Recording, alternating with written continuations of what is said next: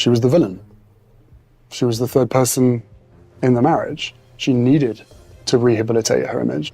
You and your brother both directly asked your dad not to marry Camilla. Yes. Something strange has been found inside Queen Camilla's mansion.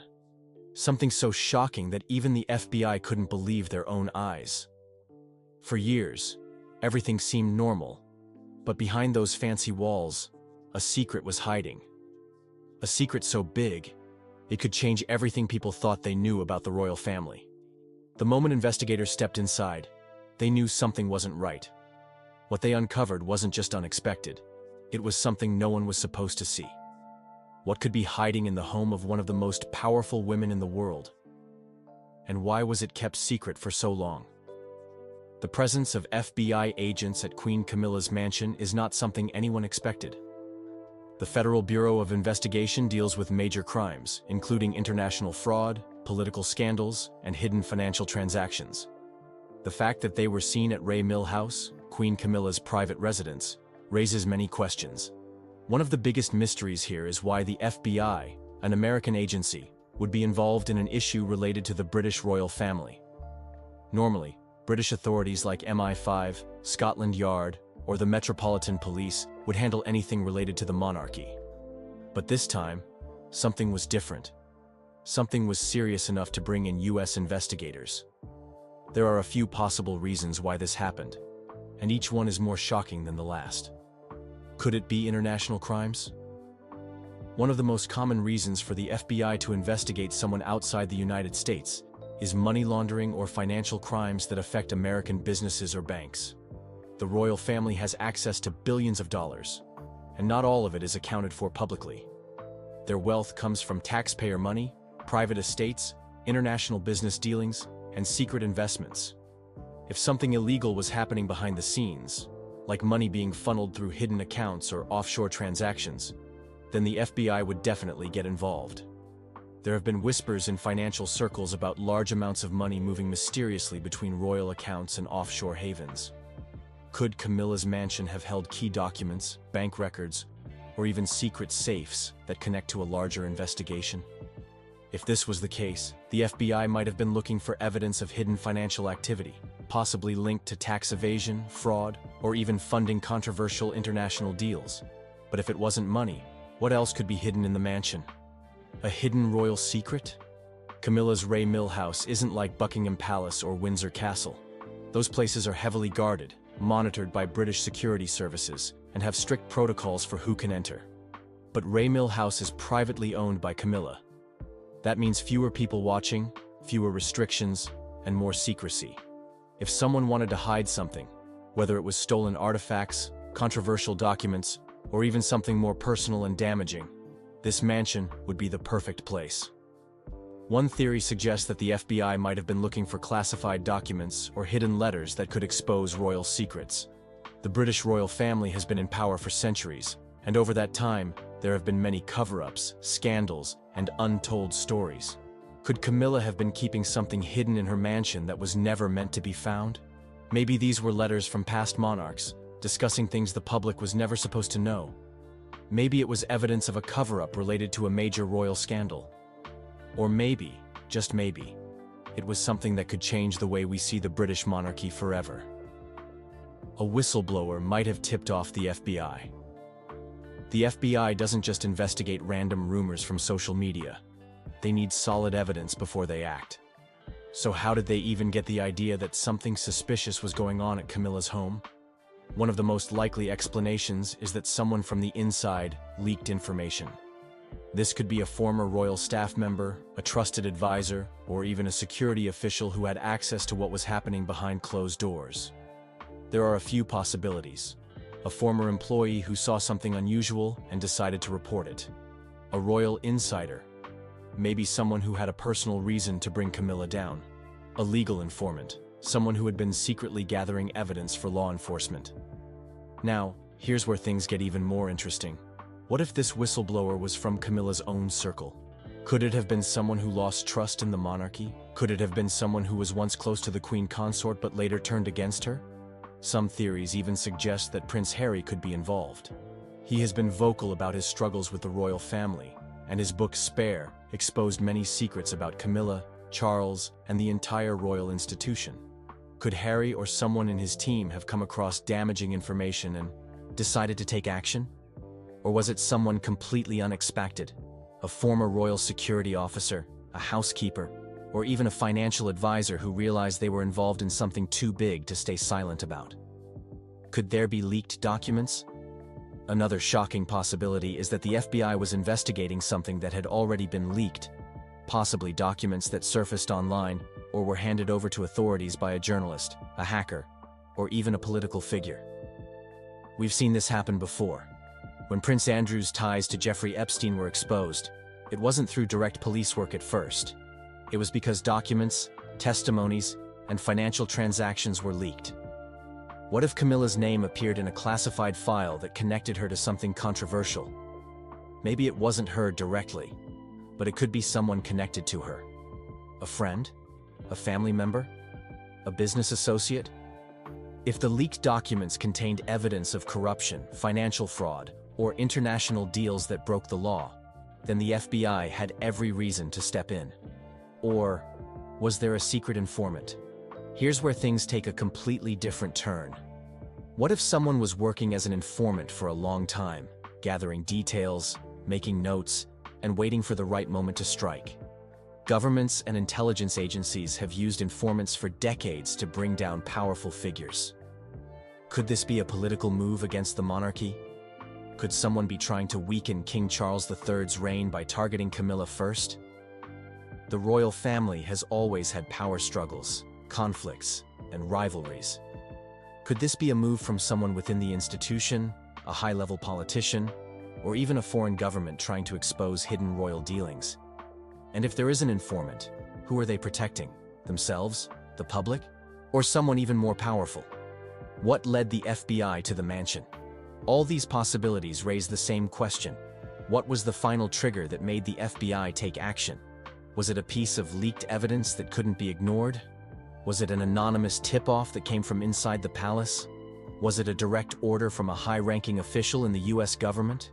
Or was it something even bigger than we realize? Something that could take the entire royal institution down? One thing is clear. The FBI does not waste its time. If they showed up at Camilla's mansion, it means that something serious was happening. Something that could shake the entire royal family. The real question is, how deep does this go? And who else is involved? The discovery inside Camilla's mansion. It was a cold, quiet evening when the FBI agents arrived at Queen Camilla's mansion. The grand estate, standing tall and proud, had always been a place of mystery. But on this night, something unusual was about to happen. The black SUVs pulled up in front of the mansion, their headlights cutting through the darkness. Armed agents stepped out, their faces serious. No one expected the FBI to raid a royal estate, yet here they were, ready to uncover something shocking. As the agents reached the massive front doors, there was a heavy silence. The air felt tense, as if the walls themselves were holding secrets. With a loud knock, they announced their presence. The butler, looking pale and confused, hesitated before opening the door. He had served in this mansion for years, but nothing like this had ever happened before. FBI, we have a warrant, one of the agents said firmly.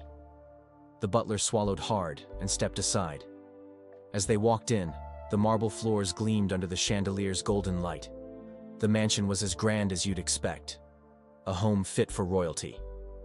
But the agents weren't there to admire the beauty. They moved quickly, their eyes scanning every detail, looking for the hidden truth. What did they find? The search began in the main hall. The agents spread out, moving from room to room, opening drawers, checking bookshelves, even knocking on walls to see if there were any hidden compartments. At first, everything seemed normal. Just expensive paintings, rare antiques, and lavish furniture. But then, something strange happened. One agent, while inspecting a study room, noticed that one of the bookshelves looked odd. It wasn't placed right.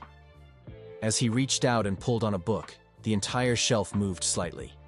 His heart raced. He signaled his team, and together, They pushed.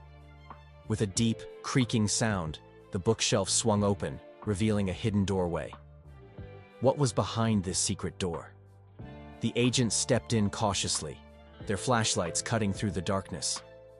The hidden room was small, cold, and filled with old wooden chests.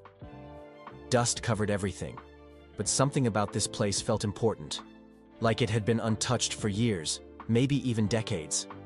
As they opened the chests one by one, their eyes widened. Inside, they found stacks of old documents, letters, and photographs. Some of them had Princess Diana's name on them. Some had dates from decades ago, letters written in handwriting that looked urgent, desperate. Could these be secret letters Diana had written before her tragic accident? What did they say? The agents carefully took them out, their hands shaking slightly. But that wasn't all. As they searched further, they found jewelry that didn't belong to the current royal collection. Some pieces looked ancient. Others seemed too unique to be just another royal possession. Were these stolen? Were these gifts from powerful people? And if so, why were they hidden? Then came the most shocking discovery yet. In the far corner of the room, beneath an old dusty rug, one agent felt something hard under his foot. He pulled the rug away and found a metal handle. His heartbeat quickened. As he yanked it up, a trapdoor swung open, revealing a dark tunnel leading underground. The secret tunnels beneath the mansion. The agents quickly called for backup before stepping into the unknown. The air inside the tunnel was thick and damp, smelling of earth and something old, something lost in time. The passageway was narrow, just enough for a person to walk through. As they moved forward, their flashlights revealed strange markings on the walls, symbols that didn't make sense. Where did this tunnel lead? After walking for what felt like forever, they found another door. This one was locked, but that didn't stop them. With a strong push, it finally gave way, opening into a hidden underground chamber. And what they found inside was beyond belief. There were files, hundreds of them, stacked on wooden shelves. Some had the names of high-profile politicians, celebrities, and world leaders. Some were marked confidential and sealed tightly. But why were these files hidden beneath Queen Camilla's home? Even more disturbing was a wall filled with photographs. Black and white images of Princess Diana, Prince Charles, young William and Harry, and even members of other royal families from around the world. It was as if someone had been tracking them for years. And then came the biggest shock of all. In the corner of the chamber sat a locked metal box. The agents, now fully aware that they had uncovered something massive, forced it open. Inside, they found audio tapes, letters, and documents that seemed to hint at something sinister, something connected to Diana's tragic death. Could this be the missing piece of a decades-old puzzle? Was there more to Diana's passing than what the world was told? By now, the mansion was crawling with investigators. The items discovered were immediately seized, packed into evidence boxes, and transported away for examination. But the real question was, would the public ever know the full truth? Rumors started flying. Some officials wanted to keep everything secret, while others insisted that the findings should be made public. The palace remained silent, refusing to comment. But one thing was clear. This was not just a simple investigation. This had the potential to shake the very foundation of the British monarchy. Queen Camilla's reaction. As expected, Queen Camilla was furious. The moment she heard about the search, she rushed back to the mansion, demanding answers. Sources say she was seen speaking angrily on the phone, possibly to King Charles or other high-ranking officials. But here's the thing, she didn't seem surprised. It was almost as if she already knew what was in that hidden room. But if that's the case, why was she keeping it a secret? Camilla's public statement was brief. She dismissed the raid as a misunderstanding and claimed the items found had historical significance, but were nothing out of the ordinary. But we all know that's not how the world works. If it was nothing, why was it hidden? Why were there secret tunnels? Why were there documents related to Diana? And most importantly, what happens next? Because if this is just the beginning, then we might be on the edge of one of the biggest royal scandals in history. Could this change everything? Could this have something to do with Princess Diana? Now, this might sound crazy to some, but for years, people have believed that Diana's death wasn't just an accident. Some say she was silenced because she knew too much. Others believe she was planning to expose some dark secrets about the royals. So, here's where it gets interesting. The FBI, yes, the American agency, has never really been involved in the British royal family's affairs like this before. So why now? Why Camilla's mansion? And why did they reportedly seize documents from the property? Could it be possible that those documents contained information that Diana left behind? Maybe letters, secret tapes, or even a journal where she wrote about things she wasn't supposed to talk about. Let's not forget, before she died, Diana herself said that she feared for her life. She even wrote a letter in 1995 to her butler, Paul Burrell, saying, "My husband is planning an accident in my car, brake failure, and serious head injury." This was 2 years before she actually died in a car crash. So, was she warning us? Did she know something that we were never supposed to know? And if she did, could Queen Camilla have been hiding proof of that all these years? Was Camilla being blackmailed? Now let's think about something else. What if this wasn't about Diana exposing the royals, but rather, someone blackmailing Camilla? Camilla has never been a fan favorite. The world loved Princess Diana, and for years, Camilla was seen as the woman who ruined Diana's marriage. Even after Diana's death, people never fully accepted her. But what if Camilla has been keeping secrets to protect herself? Imagine if someone had information about Diana's death or some other hidden royal scandal, something so damaging that it could ruin her and King Charles forever.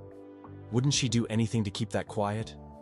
And if that person tried to blackmail her, demanding money or power in exchange for their silence, wouldn't she need to hide whatever proof they had? Could that be what the FBI found? Maybe secret letters from a blackmailer. Maybe bank transactions showing hush money being paid. Maybe recordings of conversations she didn't want anyone to hear. And here's another thing. Why wasn't the British police involved in this? If something suspicious is going on inside a royal estate, wouldn't it be the UK authorities handling it? Instead, we have the FBI stepping in. Could this mean that this whole thing is bigger than just the UK? Could this involve other countries, powerful leaders, or hidden deals that go beyond just the royal family? And if so, is that why this whole thing feels so secretive? Is this a threat to King Charles's reign? Now, let's talk about the king himself. King Charles has waited his entire life to be king, and now that he finally sits on the throne, this happens. Could this put his entire reign in danger?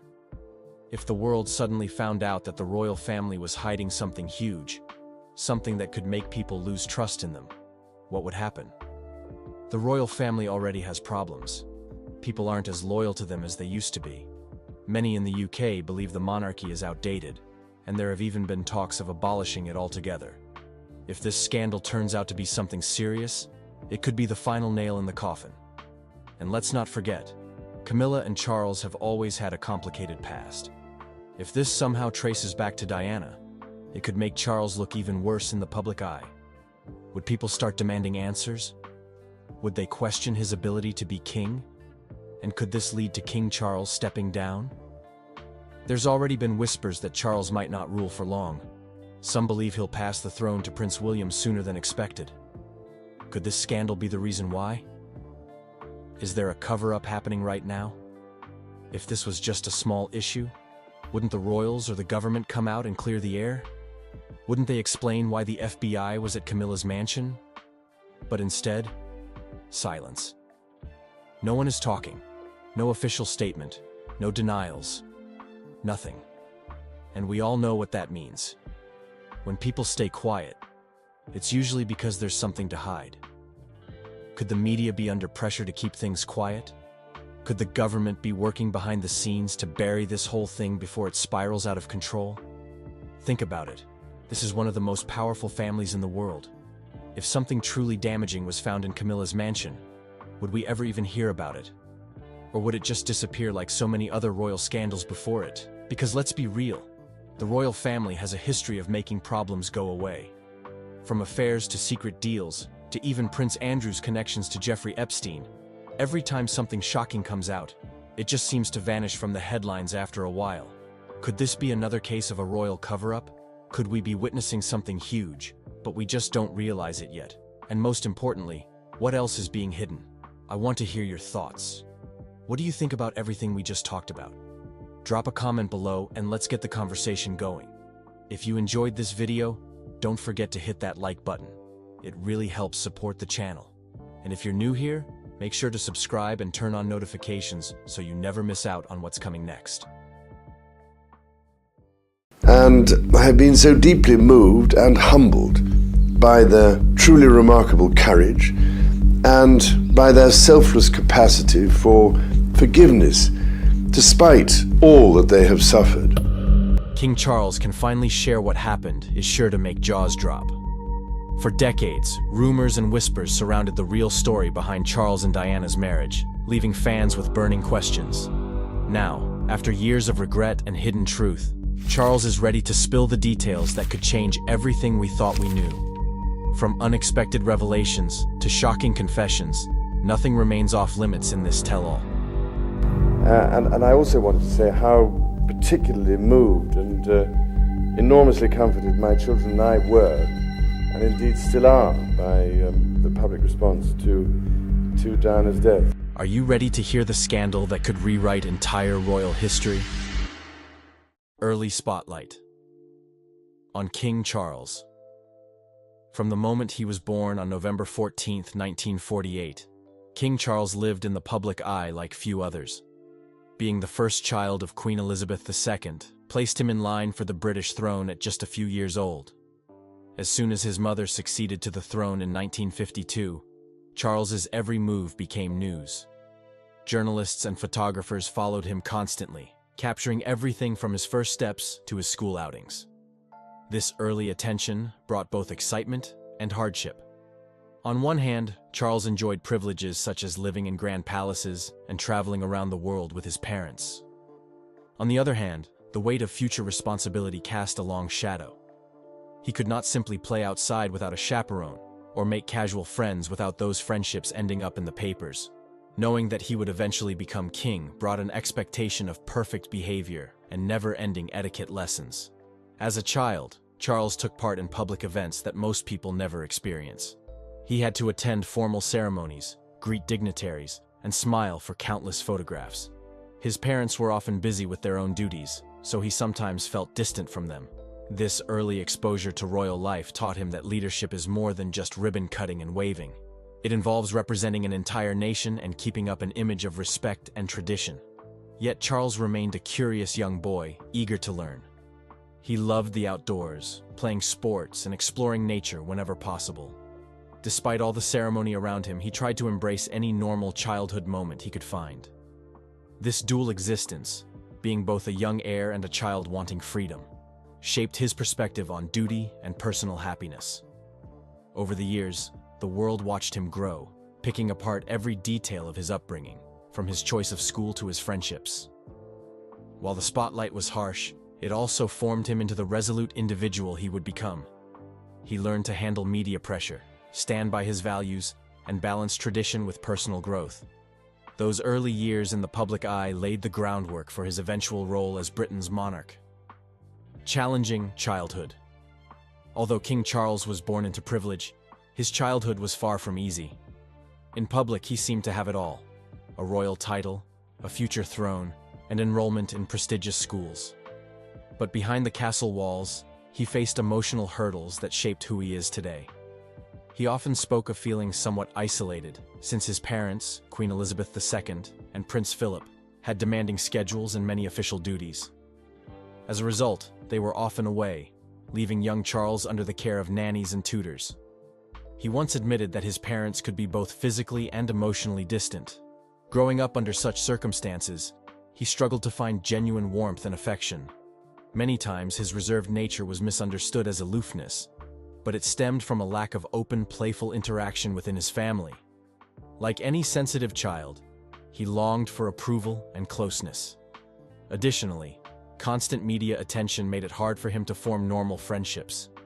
Classmates sometimes teased him, either because of his royal status or his gentle nature. While many assume being a prince meant an easy life, it actually invited extra scrutiny. Every quirk or emotion he showed sparked feedback from both peers and the wider public. This pressure taught him to shield his feelings, shaping the more guarded side of his personality that people would later observe. However, these hardships also contributed to his ability to empathize with others, since he knew how it felt to be lonely and misunderstood. Charles developed a softer side. In time, he became known for his desire to protect the environment and uplift charitable causes. There is a belief that his early emotional battles gave him a strong sense of compassion for the struggles of everyday people. Overcoming a challenging childhood was no small feat. Charles had to navigate formal expectations, media glare, and his own yearning for unconditional love. These factors fueled both his insecurities and his determination to do well by his future subjects. In many ways, his youthful trials served as stepping stones toward a more empathetic approach to leadership, highlighting how even a prince can grow through adversity. Gordonstoun School experience. Gordonstoun School became a defining chapter of King Charles's youth. Founded by German educator Kurt Hahn, the school was known for its strict discipline, outdoor challenges, and emphasis on self-reliance. Prince Philip, Charles's father, believed that Gordonstoun would make his son tougher, more independent, and ready for the demands of royal life. Though the school was among the most respected in the United Kingdom, it was also notorious for its rigorous routines. For young Charles, the transition was tough. He was a sensitive boy, more inclined toward quiet reflection than braving cold mornings and adventure drills. At Gordonstoun, students were expected to wake up early to take cold showers, keep their dormitories spotless, and participate in various sports. The school highlighted character growth through hardship, a principle that clashed with Charles's gentle manner. He found the days exhausting and sometimes felt overwhelmed by the physical demands and the teasing he faced from classmates. Still, he would later admit that his time at Gordonstoun shaped his resilience and helped him discover inner strengths. He learned how to handle criticism, adapt to unfamiliar settings, and rely on himself in challenging situations. In a 1975 interview, he reflected that the school taught him much about his own abilities, hinting that the difficulties sparked personal growth. He also said that his father's insistence on sending him there, though harsh at times, forced him to confront the real world in ways a pampered prince rarely would. Beyond discipline, Gordonstoun offered Charles opportunities in leadership. The school believed in giving senior students responsibility to oversee younger ones, which helped Charles practice guiding and supporting peers. He also found moments to appreciate nature, exploring the rugged landscape surrounding the campus. That closeness with nature might have nurtured his lifelong advocacy for environmental causes. Despite the strictness, he later expressed gratitude for his Gordonstoun experience. While he often joked that his father's choice of school was a harsh move for someone so sensitive, he ultimately acknowledged its benefits. By enduring trials of physical endurance, structure, and teamwork, Charles discovered personal qualities that would serve him well as he prepared for the responsibilities of a future king. University education king. Charles's choice to attend university was a defining moment that broke royal tradition and sparked debate within the British royal family. Typically, heirs to the throne were expected to enter military service straight after their formal schooling.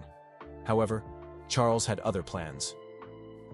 After completing his A-levels at Gordonstoun, he announced his intent to pursue a degree at the University of Cambridge. Many in the royal circle were uneasy about this decision, fearing it might reflect poorly on him as a future monarch. Critics claimed it showed a lack of discipline and a desire to dodge the rigors of military life. Yet Charles stood firm, determined to prove that scholarship and service could go hand in hand. Despite the stir it caused, his time at Cambridge became an invaluable experience. He studied anthropology, archaeology, and history, eventually earning a second-class lower Bachelor of Arts, an achievement that made him the first British heir apparent to receive a university degree. During his studies, the media kept a close watch on his every move. Reports of Charles strolling through campus with classmates or attending social events always made headlines, reflecting a public keenly curious about how he would balance academic pursuits with his royal obligations. For Charles, this period was about more than attending lectures and writing essays. It allowed him a taste of relative independence, a chance to mingle with fellow students and immerse himself in intellectual debate. He engaged in discussions ranging from historical events to global challenges, broadening his cultural awareness. This exposure seemed to strengthen his worldview and shape his future philanthropic interests. In particular, experiencing life beyond palace walls helped him understand ordinary people's struggles, an understanding that would later influence his passion for charitable causes. Still, not everyone was so accepting of his academic adventure. Some family members felt that time spent away from official duties hindered his readiness for the crown. Yet, Charles's resolve only grew stronger in the face of doubt.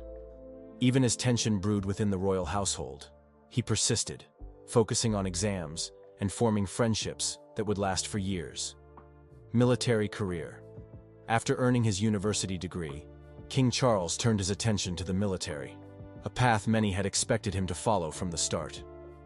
Criticism had built up when he initially postponed his service, with voices suggesting he feared the harsh environment. Yet Charles was determined to prove otherwise. Early in his second year at Cambridge, he requested Royal Air Force training, surprising both the public and members of his family.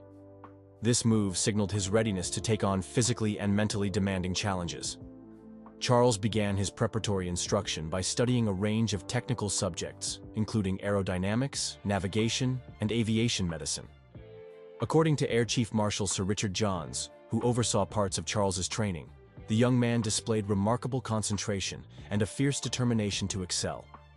While critics still questioned whether a sensitive prince could handle strict discipline, Charles's instructors saw a different side, a focused student who refused to fail. His military journey didn't end with the RAF. Charles soon embarked on a career in the Royal Navy, following in the footsteps of his father and grandfather. He took an accelerated course at Britannia Royal Naval College, quickly adjusting to life on ships, destroyers, and frigates. Over time, he served as a gunnery officer on the HMS Minerva and took on responsibilities that tested both his leadership and technical skills. His active involvement in real operations, such as monitoring a Soviet submarine, showcased his calm under pressure and willingness to adapt to life at sea. One highlight of Charles's service was his development as a pilot. He spent countless hours in the cockpit, perfecting maneuvers and formation flying. His dedication paid off when he earned the Double Diamond Trophy, marking him as one of the top pilots in his class. Eventually, Charles advanced to commanding officer of the minesweeper HMS Brownington, where he led a small crew through routine exercises and real missions involving leftover World War II ordnance. By December 1976, he concluded his active military career with the rank of commander. Though some once doubted his ability to withstand rigorous training, he left with a record that spoke volumes about his commitment and skill. In many ways, his time in uniform demonstrated that a future monarch could balance tradition with personal ambition, all while earning the respect of both royal and military circles. It was one more stepping stone on a journey that would soon lead him to a deeply complex chapter of life. Meeting Princess Diana. Meeting Princess Diana. The story of King Charles meeting Princess Diana often leads to mention of a shooting party hosted by Diana's older sister, Sarah. But according to Charles himself, their very first meeting happened in a less glamorous setting, a freshly plowed field. In that moment, Diana was a shy 16-year-old, while Charles was in his late 20s, dating Sarah. Despite the age gap and the prince's existing relationship, Diana captured Charles's attention. He was charmed by her youthful spirit and unique warmth, but with his eyes fixed on Sarah at the time, he barely acted on those feelings. Not long after, Charles joined Sarah for a ski trip, and their blossoming relationship was widely documented by the media, who celebrated them as a potential match. Behind the scenes, though, something else was happening. During a gathering at Sarah's invitation, Charles and Diana ended up talking in private. She led him on a brief tour of her home's gallery, and he found her kindness and energy irresistible, even if he couldn't publicly show it. Meanwhile, Diana was flattered by the prince's genuine interest. Yet the situation was far from simple. Sarah was still very much in the picture.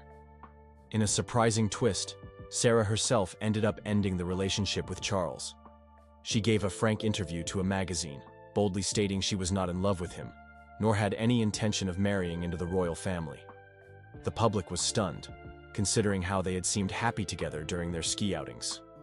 Within months, Sarah married someone else, causing the media to pivot and focus on the evolving connection between Charles and Diana. With Sarah now out of the equation, Charles felt freer to pursue the younger sister who had captivated him from that first encounter. Still, there were unavoidable concerns about their 12-year age difference and Diana's limited experience with the public eye. Undeterred, they began seeing more of each other. The royal family, always conscious of appearances, kept a close watch on their dates, intrigued by the possibility that Diana might be a suitable bride for the future king. Marriage to Diana. The marriage of King Charles and Princess Diana was hailed as the event of the century, a dazzling ceremony watched by hundreds of millions worldwide. From the outside, it looked like the ultimate fairy tale. Royal pomp, horse-drawn carriages, and a stunning bride adored by onlookers everywhere she went. Yet beneath the grand displays of love and pageantry, trouble brewed. Diana, who was only 20 when she wed the future king, soon found that royal life was far more complex than she had imagined. One early warning sign came during their engagement interview. When asked if they were in love, Diana confidently said yes, but Charles replied, "Whatever in love means." His awkward response drew public concern, and privately, Diana admitted that it hurt. Troubles mounted further during their engagement when she discovered Charles had purchased a gift for his ex-girlfriend, Camilla Parker Bowles. Though Diana considered calling off the wedding, she pressed on, buoyed by her sister's support, but harboring deep fears about Charles's loyalty. Their wedding day remained a spectacle of joy, at least to the millions watching on television. Behind the scenes, however, cracks formed in the marriage almost immediately. Diana struggled with the relentless scrutiny of the press and the expectations placed on her as a royal wife. Charles, meanwhile, did little to hide his lingering attachment to Camilla, fueling Diana's worries and later, her heartbreak. Over time, the emotional strain took a visible toll. Diana spoke openly about her feelings of inadequacy, and Charles, unsure how to handle her distress, seemed to drift further away. Eventually, the rumors of Charles's ongoing affair became impossible to ignore. Diana confronted Camilla directly, pleading for her to leave Charles alone. When that failed, the tension boiled over, leaving Diana feeling more isolated than ever. The media, hungry for drama, devoured every hint of conflict. The final blow arrived when intimate phone conversations between Charles and Camilla leaked to the press, exposing the true extent of their relationship. Faced with a scandal that rocked the monarchy, Charles publicly admitted the affair. A deeply wounded Diana, in turn, shared her side in televised interviews, famously remarking that, "There were 3 of us in this marriage." In 1992, they formally separated, finalizing their divorce in 1996. What began as a fairy tale had become a cautionary story of love, betrayal, and public intrusion, forever shaping how the world viewed the House of Windsor and the couple at its center. Infidelity and marital troubles. The marriage of King Charles and Princess Diana was once the world's favorite fairy tale, but underlying tensions and hidden affections soon cast a shadow over their union. Early on, Diana sensed Charles's lingering fondness for his former flame, Camilla Parker Bowles. Although Diana hoped that marriage and motherhood would draw Charles closer, those dreams gradually faded as Camilla remained in the picture. Hurt and confused, Diana confronted Charles about the gift he had bought Camilla shortly before their wedding, an omen that her new life might not be a peaceful one. Taking on royal duties brought more public attention, leaving little room for private resolutions. Diana tried to hold her marriage together despite feeling increasingly overshadowed by Camilla's presence. Pleas and direct confrontations proved fruitless. Charles, meanwhile, seemed torn between his sense of duty to Diana and his emotional history with Camilla. Eventually, their marital strains spilled over into media reports, fueling endless tabloid gossip. Every time Diana appeared at a public event looking downcast or teary-eyed, the press speculated about Charles's behavior and the cracks in their relationship. The unsustainable tension came to a head when intimate phone conversations between Charles and Camilla leaked, confirming beyond doubt that the prince had continued his affair. The tapes featured candid exchanges, revealing the depth of their emotional bond. As these calls became front-page news, any hope of salvaging the royal marriage dimmed. In a bid to manage the crisis, Charles sat down for a televised interview where he finally admitted to cheating on Diana. This public confession shattered the prince's carefully managed image of respectability and left Diana feeling betrayed on a global stage. Although the divorce was still months away, the emotional damage was done. Diana's heartbreak and Charles's public mea culpa generated an unending storm of media scrutiny. Many who had idolized Charles for his dedication to royal duty now questioned his character. Some sympathized with Diana, seeing her as a young woman thrust into an unforgiving spotlight and betrayed by her husband's continued closeness to Camilla. Others blamed both sides, arguing that royal life created pressures no marriage could endure. By the time legal separation became official, the couple's relationship had devolved into a series of painful headlines and regretful revelations. What started as a storybook wedding in front of nearly 1 billion onlookers turned into a cautionary tale of unresolved past relationships, public obsession, and the heavy toll of infidelity on even the most glamorous unions. Diana's struggles and legacy. When Diana entered the royal family, many saw her as the embodiment of a real-life Cinderella. A shy young nursery school assistant swept up in a dazzling romance with the future king. Yet almost from the start, she struggled beneath the intense spotlight and the rigid protocols of royal life. Her natural warmth often clashed with the formal reserve expected of a princess, and every misstep drew tabloid headlines. Over time, these pressures took a serious emotional toll, leaving her feeling isolated and unsure of whom to trust. Beyond her marital woes, Diana battled personal insecurities. She spoke candidly about her struggle with bulimia, which she traced directly to the emotional pain and self-doubt she experienced in her relationship with Charles. Whenever she felt anxious about an upcoming event or a perceived rejection, the pressure became unbearable. Her willingness to open up about bulimia shattered royal norms, exposing a frank vulnerability that endeared her to millions who recognized their own battles in her story. Despite these struggles, Diana found her own voice and sense of purpose through humanitarian work. Early on, she displayed a gift for connecting with people from all walks of life. Children facing critical illness, victims of poverty, and those living with HIV/AIDS all found a compassionate ally in Diana, who wasn't afraid to kneel down, embrace them, and show a human touch that broke centuries of royal formality. This empathy became a hallmark of her public persona, earning her the nickname, the People's Princess. Even as her marriage unraveled, Diana's global reputation soared, buoyed by her devotion to charitable causes. She visited hospitals, comforted the sick, and championed controversial topics like landmine clearance. Though her personal life remained fraught with heartbreak, Diana's work on behalf of the marginalized offered a sense of meaning.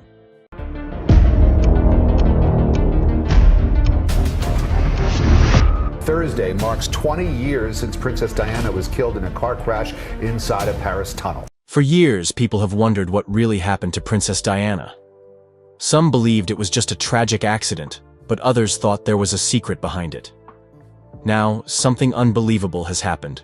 Queen Camilla has been sentenced for Diana's death. How did it come to this? What will happen to the royal family now? The truth has finally come out, and nothing will ever be the same again. How Camilla became a suspect. For years, people have whispered, argued, and even shouted about Camilla's role in Diana's tragic story. Was she really just the other woman? Or was there something more? Let's go back to where it all started. Camilla and Charles go way back, before Diana was even in the picture. They met in the early 1970s and fell in love, but for one reason or another, Charles didn't marry her. Instead, he ended up with Diana, a young, beautiful, and innocent woman who seemed perfect for the role of a princess. But there was a problem. Charles never really got over Camilla. Even after marrying Diana, Charles kept Camilla close. Too close. Diana wasn't stupid. She saw what was happening. Imagine being married to a man who secretly loves someone else. That's what Diana had to live with. And she didn't just stay silent about it. In 1995, she sat down for one of the most famous interviews in history. Looking straight at the camera, she said the words that would be remembered forever. There were 3 of us in this marriage, so it was a bit crowded. Boom. Just like that, the world knew the truth. Diana was suffering, and Camilla was the reason. People turned against Camilla instantly. Even after Diana's tragic death in 1997, Camilla was still seen as the villain. When she finally married Charles in 2005, many people refused to accept her. Some still blame her for Diana's pain, and now, with new evidence coming to light, some believe she played a role in Diana's death itself. But how did she go from being a disliked woman to a murder suspect? Let's talk about it. New evidence that sparked investigation. For years, the case of Diana's death was considered closed. The official story was that she died in a tragic car crash in Paris, caused by a drunk driver trying to escape the paparazzi. But was that really all there was to it? Recently, something changed. New documents were leaked. Documents that, according to insiders, were never meant to be seen by the public. These papers hinted at a bigger plot behind Diana's death, something much darker than an accident. But that's not all. Some former royal staff members, who had stayed quiet for decades, finally spoke up. One witness, whose name hasn't been revealed yet for security reasons, claimed that Diana feared for her life before she died. She allegedly told her closest friends that she believed someone was planning to get rid of her. And guess what? She even wrote a letter predicting that she would die in a car crash. That's chilling, isn't it? But here's where Camilla comes in. According to these leaked documents and witness accounts, there were people within the royal circle who saw Diana as a problem. She was too popular, too powerful, and, most importantly, she wasn't afraid to speak the truth. This made her dangerous, especially to those who wanted Charles and Camilla to eventually be together without any obstacles. Now think about it. If you were Camilla and you knew your path to becoming queen was being blocked by a woman the whole world adored, how would you feel? Some believe Camilla didn't just wait for fate to remove Diana. She helped make it happen. But is that really true? Why the case was reopened? For years, people who questioned Diana's death were dismissed as conspiracy theorists. But when so many people believe something, can they all be wrong? The pressure to reopen the case had been growing for a long time. With the new evidence coming to light, authorities had no choice but to take another look. The big question was, if Diana's death wasn't an accident, then who was behind it? And if there was a plan to eliminate her, how deep did it go? Investigators started pulling old records, re-examining statements, and questioning people who had stayed silent for years. One thing became clear. There were too many loose ends in Diana's death. Too many strange coincidences. And the more they dug, the more Camilla's name started popping up. At first, many thought this was crazy. Why would Camilla of all people be involved? But then, when the leaked documents suggested that Diana had warned about a plot against her, people started listening. Diana had mentioned a woman close to Charles, who might have had a reason to see her gone. Could she have been talking about Camilla? The legal pressure leading to Camilla's involvement. As investigators gathered more evidence, the royal family stayed silent. They didn't want to comment on rumors. But behind palace walls, something was happening. Lawyers were being called. Meetings were being held. There was a real fear that this case could turn into the biggest royal scandal in history. And when the police officially announced they were looking into Camilla as a person of interest, the world went crazy. Imagine that. A queen being investigated for the murder of another queen. It sounds like something out of a movie, but it was really happening. Camilla, the woman who had spent decades trying to win over the British public, was now at the center of a criminal case.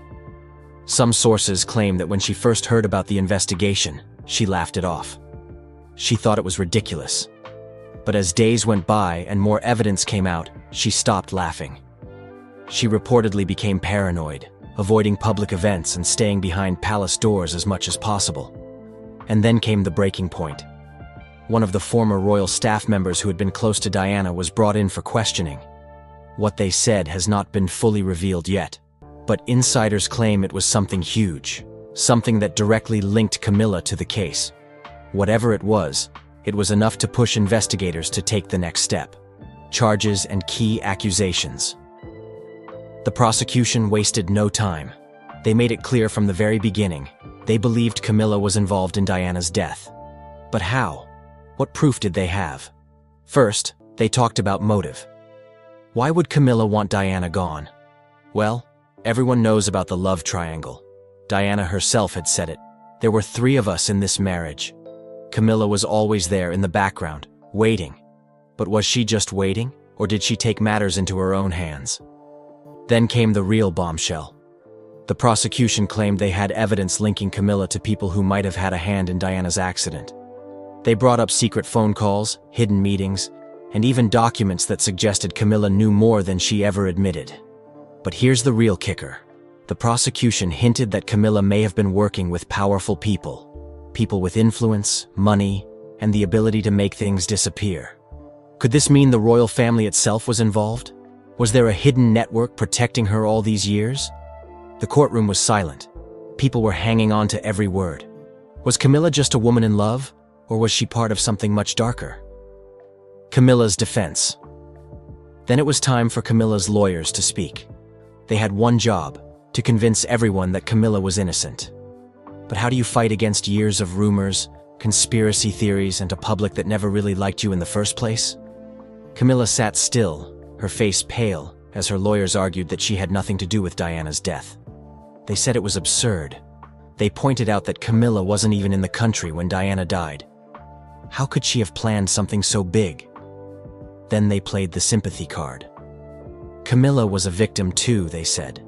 The public had hated her for years. She had suffered. She had been called names, blamed for ruining Charles and Diana's marriage, and now she was being accused of something even worse. They painted her as a woman who had simply fallen in love with the wrong man at the wrong time. And then came the biggest moment. Did Camilla herself speak? Did she take the stand? Yes, she did. She stood up, hands shaking slightly, and looked straight at the jury. Her voice cracked as she spoke. I did not kill Diana. I had nothing to do with her death. But then came the twist. She didn't stop there. She turned the blame elsewhere. She suggested that if there was a conspiracy, then she wasn't the one pulling the strings. Someone else was. But who? Was she hinting at the royal family? The government? Someone even bigger? People whispered among themselves. What did she mean? Was she telling the truth? Or was she just trying to save herself? Shocking testimonies. And then, the trial took another shocking turn. Witnesses started coming forward. Some of them had never spoken before. Others had been ignored for years. But now they had the world's attention. One former royal staff member claimed they had seen strange meetings between Camilla and people linked to British intelligence. They had overheard conversations about Diana being a problem. A driver who worked for the royal family revealed something even darker. He claimed that the night Diana died, there was already talk inside the palace about what had happened, before the news had even broken. How could they have known so soon? Unless they had expected it? And then came the biggest shock of all. A former security officer, someone who had worked closely with Charles and Camilla, took the stand. He looked nervous, wiping sweat from his forehead. He took a deep breath and then said it. I was told to keep quiet. I was told Diana's accident wasn't an accident. Gasps filled the courtroom. Even Camilla's lawyers looked shaken. Who told him to keep quiet? Why? The judge called for order, but the damage was done. The jury had heard everything. The world had heard everything. Final verdict and sentencing. The courtroom waited. Hours passed. People outside were glued to their screens. What would happen? Would Camilla walk free? Or would this be the day justice was finally served? Then, the jury returned. The room held its breath. The judge asked the foreman to read the verdict. Guilty. The word echoed through the room. Camilla blinked as if she hadn't heard it. Guilty? Number that couldn't be right. The judge began to speak. He talked about the seriousness of the crime, the need for justice, and then finally he gave the sentence. Life in prison. The room exploded. Some people cheered, others gasped. Reporters rushed outside to break the news. Queen Camilla, now just Camilla Parker Bowles again, had been sentenced to life. And then came her reaction. At first, she sat frozen. Her face turned red, her hands clenched into fists. Then, suddenly, she stood up and shouted, "This is a setup! I didn't do anything." She turned to Charles, who was sitting nearby, his face pale and expressionless. "Say something. Tell them." But Charles didn't move. He just stared ahead, like he wasn't really there. Camilla tried again. She begged, she screamed, but no one listened. The guards moved in, grabbing her arms. She fought, but it was no use. They led her away, her voice still echoing through the room. And just like that, it was over. But was it? Because as Camilla was taken out, the questions still remained. Was she really the mastermind? Or was she just a piece in a much bigger game? And if she was, then who was still out there, hiding in the shadows? So, what happens next? Camilla has just been sentenced. The entire world is in shock, and now the big question is, where does she go from here? Camilla's fate. Now, let's be real. Camilla is not the kind of person to just sit back and say, "Oh well, I guess I'll go to prison now." She has spent decades climbing her way to the top. She went from being the most hated woman in Britain to the queen of the country. Do you really think she will give up that easily?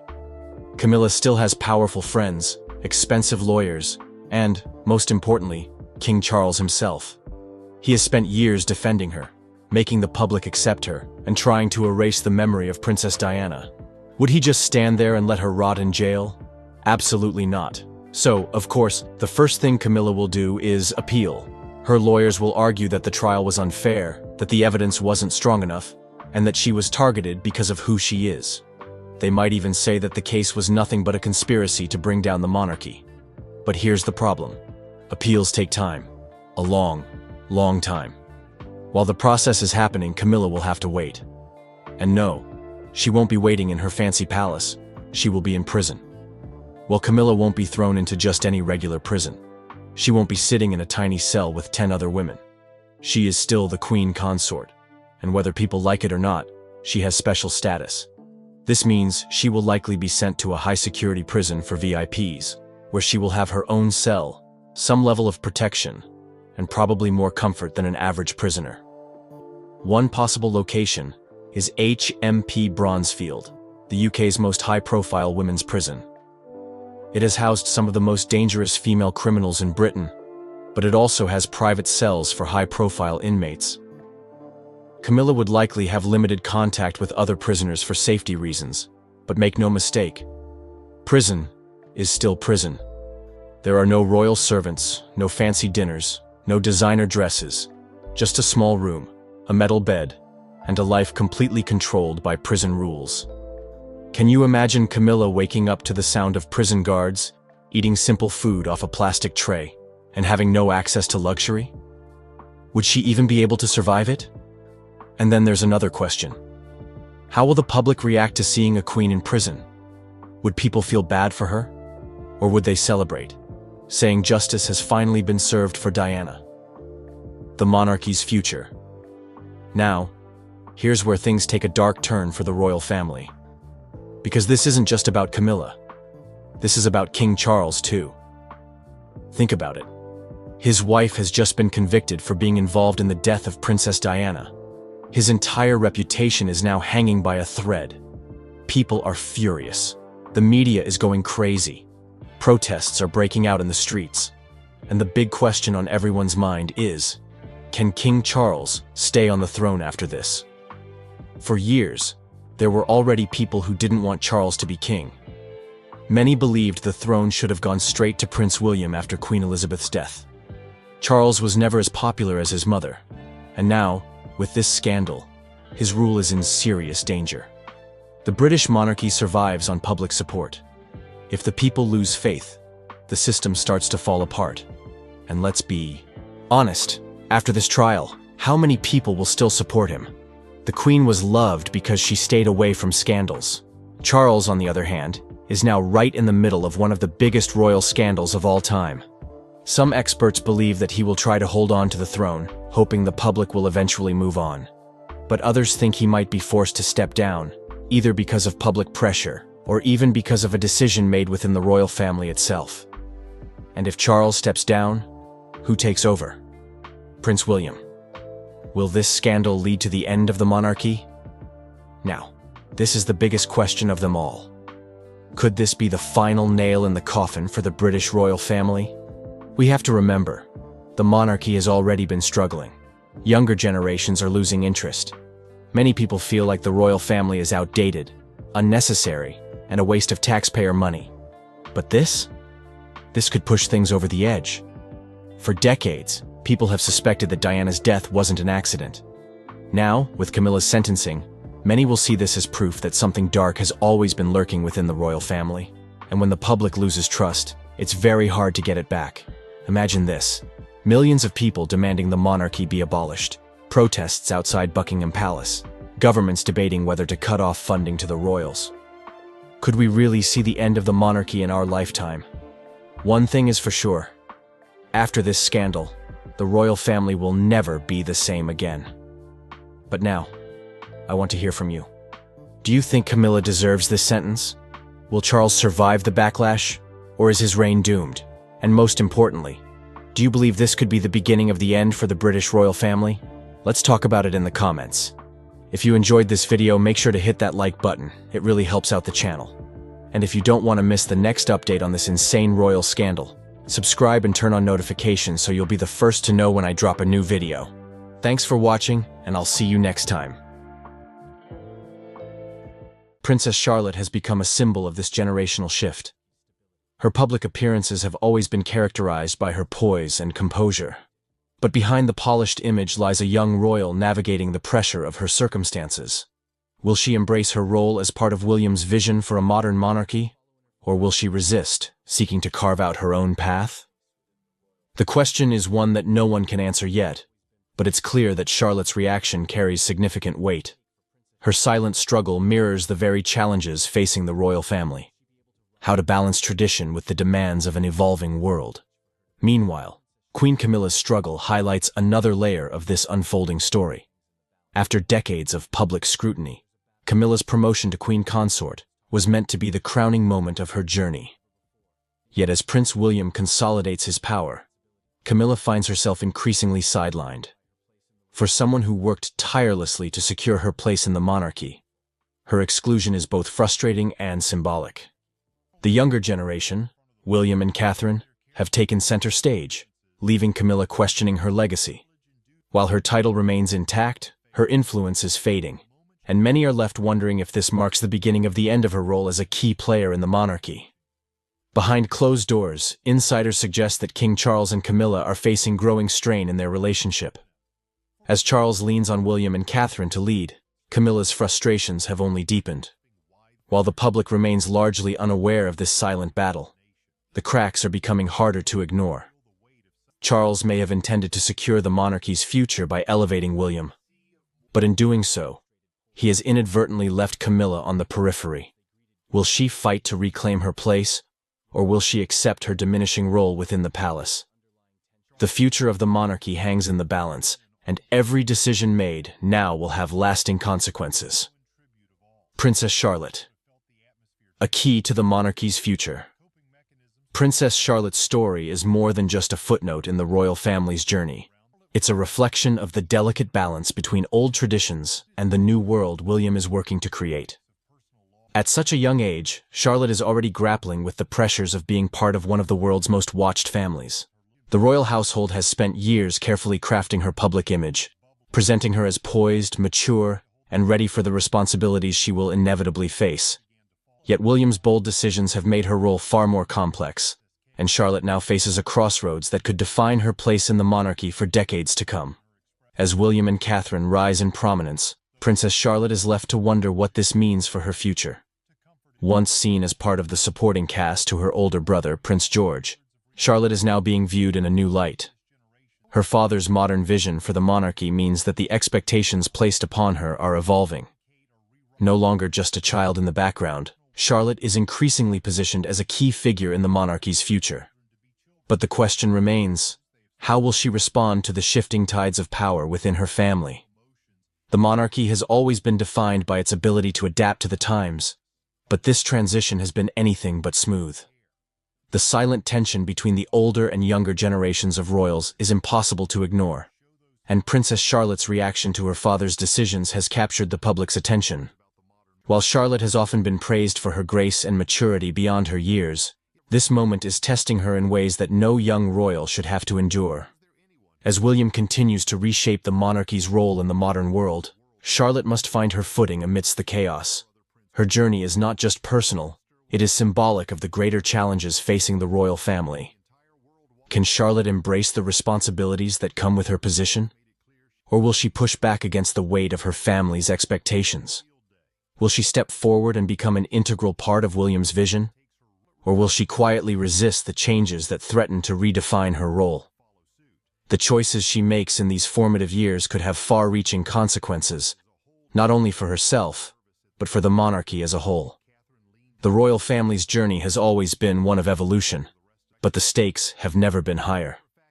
With Prince William's decisions shaking the very foundation of the monarchy, the spotlight now falls on Charlotte.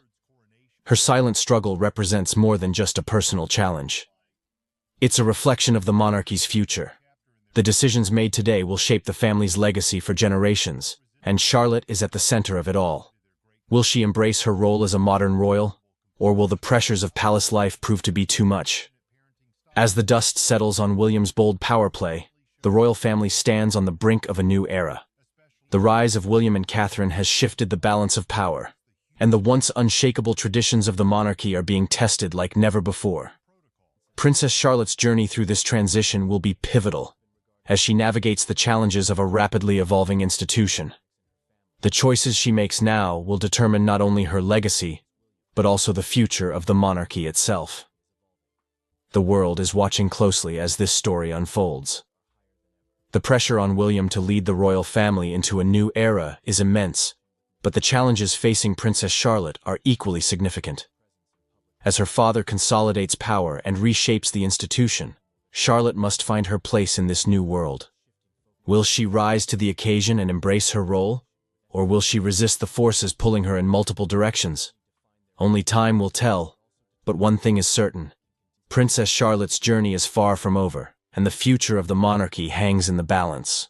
The royal household has spent years carefully crafting her public image, presenting her as poised, mature, and ready for the responsibilities she will inevitably face. Yet William's bold decisions have made her role far more complex, and Charlotte now faces a crossroads that could define her place in the monarchy for decades to come. As William and Catherine rise in prominence, Princess Charlotte is left to wonder what this means for her future. Once seen as part of the supporting cast to her older brother, Prince George, Charlotte is now being viewed in a new light. Her father's modern vision for the monarchy means that the expectations placed upon her are evolving. No longer just a child in the background, Charlotte is increasingly positioned as a key figure in the monarchy's future. But the question remains, how will she respond to the shifting tides of power within her family? The monarchy has always been defined by its ability to adapt to the times, but this transition has been anything but smooth. The silent tension between the older and younger generations of royals is impossible to ignore, and Princess Charlotte's reaction to her father's decisions has captured the public's attention. While Charlotte has often been praised for her grace and maturity beyond her years, the world is watching closely as this story unfolds. The pressure on William to lead the royal family into a new era is immense, but the challenges facing Princess Charlotte are equally significant. As her father consolidates power and reshapes the institution, Charlotte must find her place in this new world.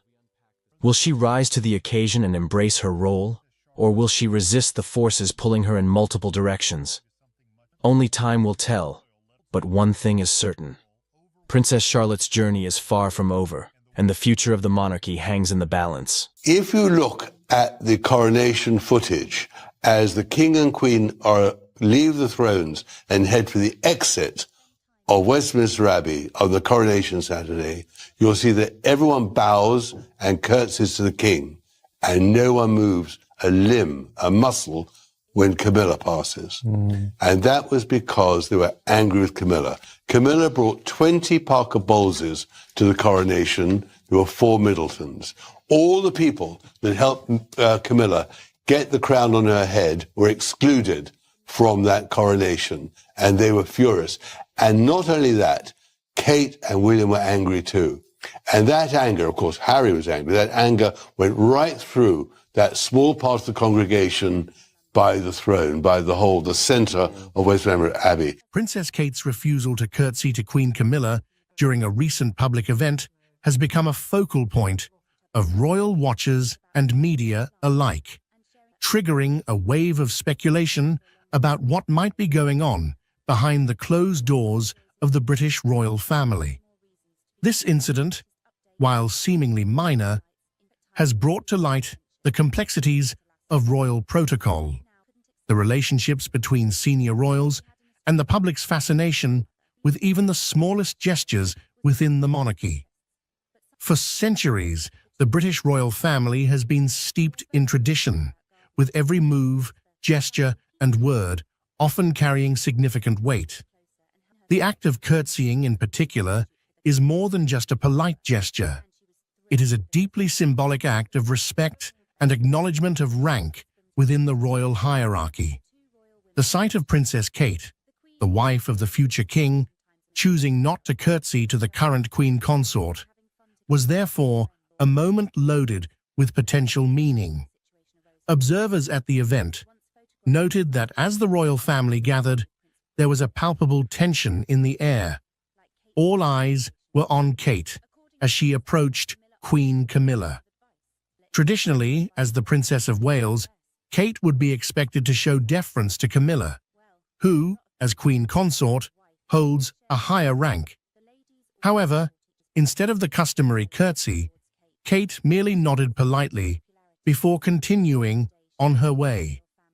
The deviation from protocol was subtle, but in the world of royalty, where every gesture is scrutinized, it was enough to set off a flurry of rumors and discussions. Some insiders suggest that Kate's decision may have been influenced by a series of recent events that have strained her relationship with Camilla. It's no secret that the royal family has faced numerous challenges over the years, from the death of Princess Diana to the ongoing struggles with public perception and the media. These challenges have, at times, created rifts between different members of the family, and it's possible that these tensions are now playing out in public view. One potential source of tension could be the differing approaches Kate and Camilla have taken toward their royal duties. Kate, known for her modern approach and emphasis on mental health and children's issues, has become a beloved figure in the UK and beyond.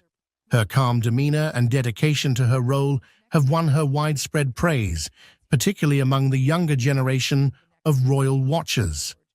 On the other hand, Camilla's journey to becoming queen consort has been fraught with challenges, including her long and controversial relationship with King Charles, which was initially met with public skepticism. Over time, Camilla has worked hard to carve out her own role within the monarchy, focusing on issues such as domestic violence and literacy. Despite their different approaches, both women are united by their commitment to the monarchy and their families. However, the recent incident suggests that there may be underlying differences in how they view their roles and each other. Some sources close to the royal family have hinted that there may have been disagreements over how certain royal duties should be handled or how public appearances should be managed, leading to a build-up of tension that finally surfaced in this public moment. This isn't the first time that the British royal family has found itself at the center of public scrutiny due to interpersonal dynamics. The relationship between Queen Elizabeth II and Princess Diana, for example, was often portrayed as complex, with Diana's popularity and modern approach sometimes clashing with the traditionalism of the monarchy. Similarly, the relationship between Prince Harry and Meghan Markle and the rest of the royal family has been a source of intense media interest and public debate, particularly after the couple's decision to step back from their royal duties and the subsequent revelations about their experiences within the family. In many ways, the monarchy's public image is shaped as much by these personal relationships as by official duties and public engagements. The British public, and indeed people around the world, have a deep fascination with the royal family, viewing them not just as leaders, but as symbols of continuity, tradition, and national identity. As such, any sign of discord or deviation from the norm within the family is often magnified, leading to intense speculation and debate. The incident involving Kate and Camilla has also highlighted the challenges that come with navigating the complex world of royal protocol. While the rules and traditions of the monarchy are designed to maintain order and respect, they can also be a source of tension, particularly when personal feelings come into play. In this case, Kate's decision not to curtsy may have been a way of asserting her own identity and independence within the rigid structure of the royal family. The British royal family, with all its grandeur and tradition, is often seen as a symbol of continuity and stability in a rapidly changing world. Yet incidents like the one involving Princess Kate and Queen Camilla reveal the human side of this storied institution, where personal relationships and emotions intersect with the demands of duty and protocol. The refusal to curtsy might seem like a small act, but in the context of royal life, it carries significant weight, shedding light on the complexities and challenges that come with being part of such a unique and scrutinized family. As the public and media continue to speculate on the meaning behind this moment, it serves as a reminder that the royals, despite their elevated status, are not immune to the intricacies of personal dynamics. The balance between upholding tradition and navigating modern relationships is a delicate one, and this incident underscores the ongoing evolution of the monarchy as it seeks to remain relevant in the 21st century. In the coming years, as Kate and other younger royals take on more prominent roles, moments like these will likely shape how they are perceived both within the family and by the public. Will they adhere strictly to tradition, or will they seek to redefine their roles in a way that reflects their own values and the changing expectations of society? The answer to this question will play a crucial role in determining the future of the monarchy. For now, this incident stands as a moment of reflection, not just for the royal family, but for all who follow their story. It highlights the ongoing tension between personal feelings and public expectations, a theme that has run through the history of the British monarchy. As the world watches how this situation unfolds, it will be interesting to see how the royal family navigates this latest challenge and what it reveals about the future direction of the institution. Ultimately, the story of the British royal family is one of endurance, adaptation, and the constant balancing act between tradition and change. In a shocking turn of events, King Charles III has stepped down from his role as the monarch of the British royal family. This unprecedented move has sent shockwaves through the United Kingdom and around the world. Camilla, Queen Consort, has reportedly been deeply affected by this development, with sources close to the palace describing her as being in tears. This decision marks a significant moment in British history, altering the future of the monarchy in ways that were previously unimaginable. The announcement came after a series of private meetings within the royal family, leading to the king's official abdication. The news of King Charles III stepping down as the monarch of the British royal family has reverberated across the globe, marking a historic moment in the centuries-old institution.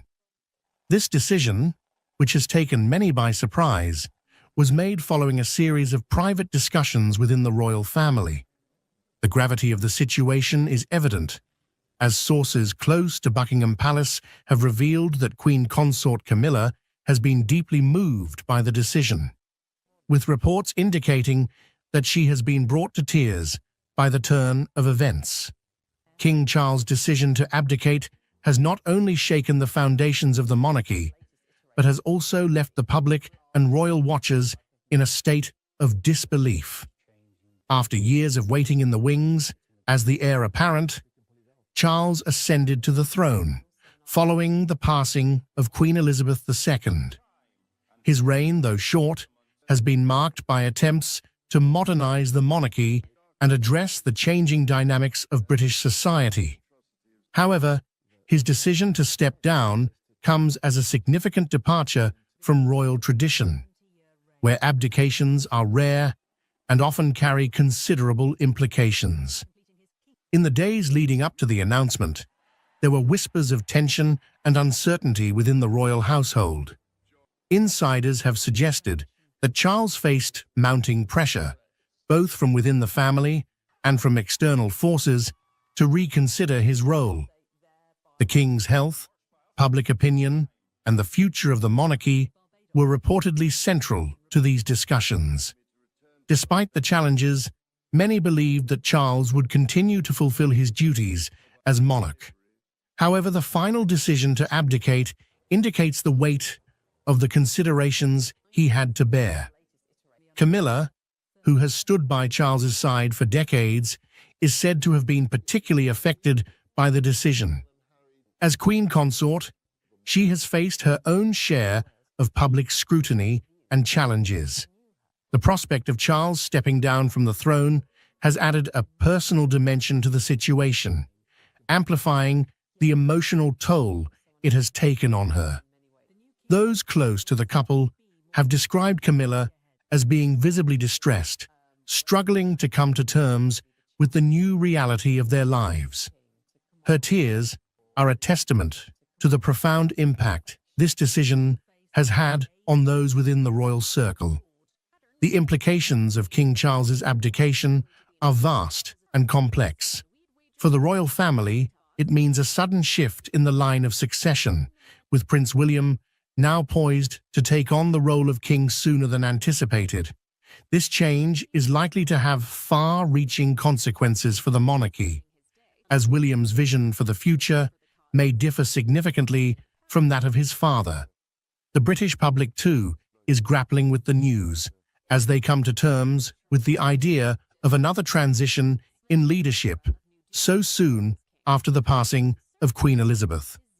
Internationally, the decision has prompted reactions from world leaders and royal families across the globe. The British monarchy has long been a symbol of continuity and stability, and the abdication of a sitting monarch is a rare and significant event. Allies and observers alike are now closely watching the developments in the UK, seeking to understand the motivations behind Charles's decision and what it means for the future of one of the world's most well-known institutions. In the wake of the announcement, the media has been abuzz with speculation and analysis.